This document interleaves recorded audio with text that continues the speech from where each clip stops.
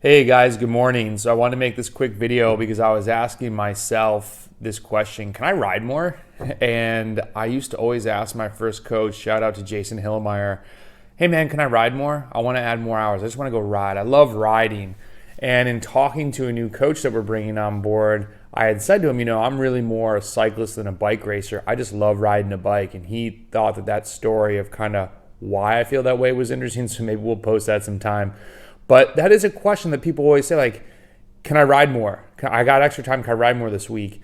And the answer is yes, you can. But here's how you analyze it, right? A lot of times it's just a very random week. So someone who's training, most people are training 8 to 12 hours. So let's say the 8 to 10 hour group, they have this random week where they can ride 15, 16 hours. That's such an increase. If you're riding 8 and you go ride 15, it's almost double. They come back so tired and they can't do any intervals. They can't do any actual work. So they've just ramped everything up really quickly. You can't absorb that. It's just too much for the system. Your body's literally trying to recover, but not recover in the training sense from the stimulus. It's just trying to get back to normal function. So let's split everybody into little groups right now. Whereas if you're riding 6 to 8 hours a week, and you're asking yourself, can I ride more? You should try to ride more every week. The basic thing that people forget, and even Tim Cusick has talked about this in a webinar, if you ride more, your FTP will go up. If you ride more hours, and I probably shouldn't tell you this because now some people go out and randomly do 22-hour weeks, your FTP will increase by riding more. I mean, that's how pros do it.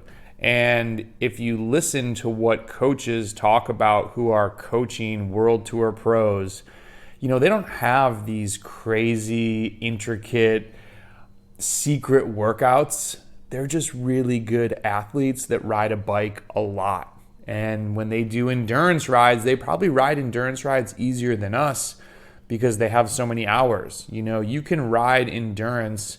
I'll have athletes ride endurance 70 to 75% FTP. If you're a World Tour pro and you're doing 25 hours, you're going in the middle of zone 2 because the benefit aerobically for that amount of hours versus the fatigue that accumulates is not worth it, according to all the pro coaches. And really that kind of relates to the blog I had put out earlier last year about the tempo, the silent killer. Tim did an analysis he's talked about in one of these webinars on a guy who was doing 7 hours of tempo. So on a micro scale, it showed how too much tempo is not a good thing. Too much of anything is not a good thing in cycling. You can overdo it. So if you're a 6 to 8 hour person, yes, you can ride more for sure. Just don't do it in one bout. Try to spread it out and add an hour on a couple workouts and get to the 8 to 10 hour group. If you're in the 8 to 10 hour group, I would say the same exact thing. Try to bring your hours up. Ride more endurance.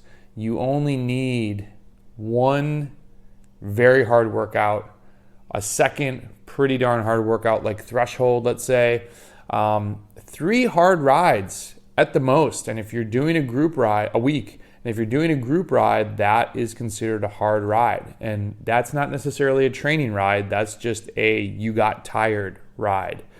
If you're new to this channel, watch some of the older videos or message me so that you can understand what I'm talking about when I mention that, because it's going out and smashing with your friends, coasting 40% of the time, and hammering neuromuscular efforts. It's not going to make you faster except for that ride. So once you get past the 12-hour group, you can ride more, and I would recommend it if you can, with your coach understanding when you're going to do these extra hours, but just make it endurance. If you're already riding 12 to 16 hours, you probably have a hearty chunk of intervals in there. You're not just riding zone 2 all the time. Don't add more hard stuff.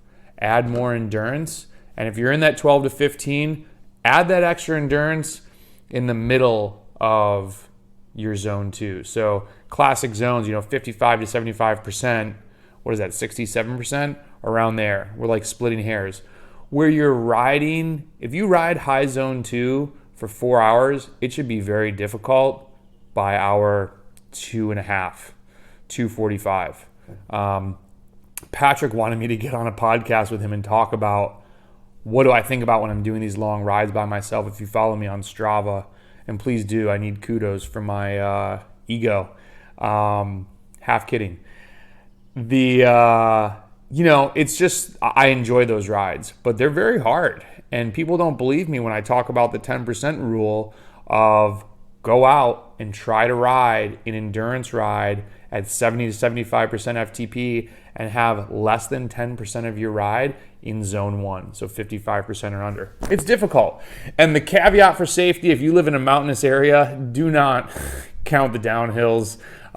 Don't kill yourself. But if it's, 5%, 6%, and you can see, like, pedal hard, learn how to make the bike go fast and stay in the zone.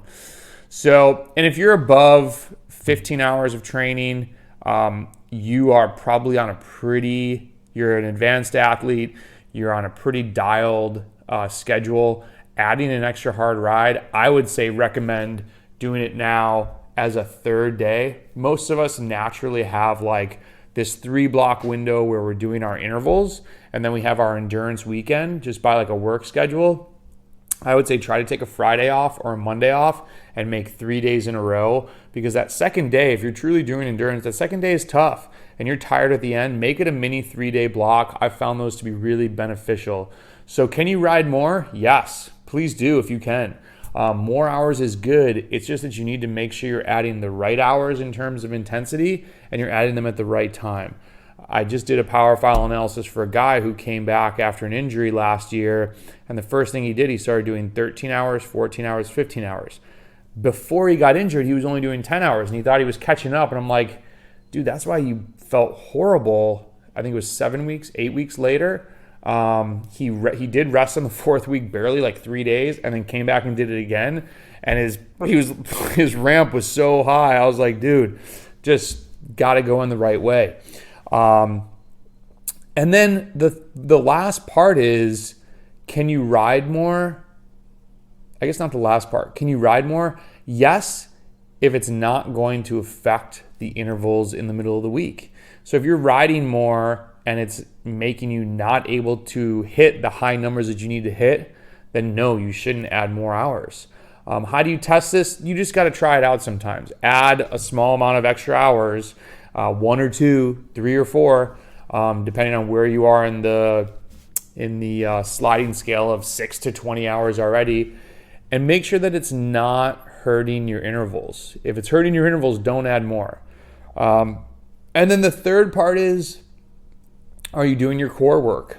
Are you doing your aerofit? Are you doing the weights? Lifting all year round is really important. And I will cut endurance rides short, even though I love riding, just being a cyclist. I won't ride 5 hours sometimes. I'll go do 4:15 because I want that 45 minutes to make sure I do my core, make sure I do my lifting, or make sure if I didn't do my aerofit before breakfast, I got to do it later. And it's hard after the workout. So yes, you can ride more. Just be careful when you're doing it.